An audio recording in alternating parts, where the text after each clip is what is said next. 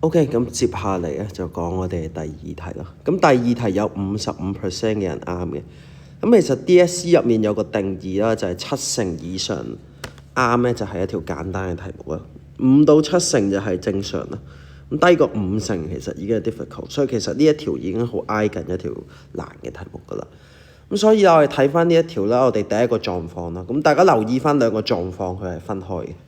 咁首先咧，佢第一個狀況咧就係講呢個電熱器咧就完全冇冰覆蓋，咁會導致住一個咩情況咧？就係佢有啲嘅電熱器啦會接觸到空氣啦，咁佢有部分嘅 energy 咧就會去流失咗喺呢個周圍嘅環境之外啦。咁所以啦，我哋望翻呢一條公式啦，實際上啦，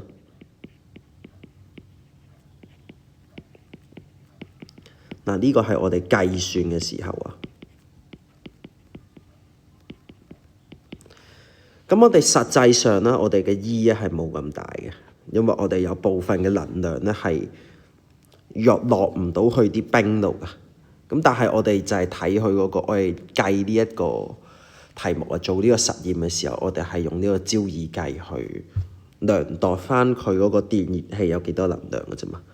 咁所以我哋係唔知呢啲能量咧實際上去咗邊。咁而家就同你講啦，就話有部分嘅能量咧其實就係流失咗。咁所以啦，佢嗰個實際上佢嘅 E 咧其實係冇咁大，因為部分能量係流失咗，唔係全部都用嚟去溶化呢個冰嘅。咁樣啦，咁所以實際上咧，我哋嗰個 latent heat 咧其實係被低估咗。咁所以啦，我哋對比翻兩個咧，實際上應該係低啲噶嘛。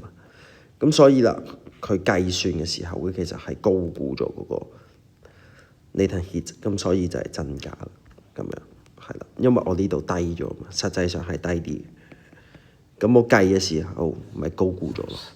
咁同大家講埋我哋嘅第二個情況啦，就係佢攞咗 P 咧嚟做一個質量，咁實際上佢攞嘅質量係幾多咧？係 P 減 Q。咁點解係 P 減 Q 啊？因為咧，我哋 Q 係一個對照嘅裝置，咁對照嘅裝置咧有咩用咧？其實就係啦，因為一啲冰你擺喺度嘅，其實都係會溶化做水啊嘛。但我哋計呢一個實驗嘅時候啊，佢淨係計算咗我哋嘅電熱器提供嘅能量啊。咁但係啦，其實咧，我哋唔駁呢個電源啊，佢周遭嘅環境都會俾能量去溶化一部分嘅冰。咁所以啦，我哋而家想排除咗呢一方面啦，咁 P 減 Q 就會知道淨係因為電熱器而溶化嘅冰係幾多。咁所以啦，喺今次啦，我哋實際上啦，我哋個 E 係不變啦。咁但係啦，因為咧，我哋係攞多咗嘅，我哋係攞咗 MP 去計啦，但係實際上應該係要係 MP 減 MQ。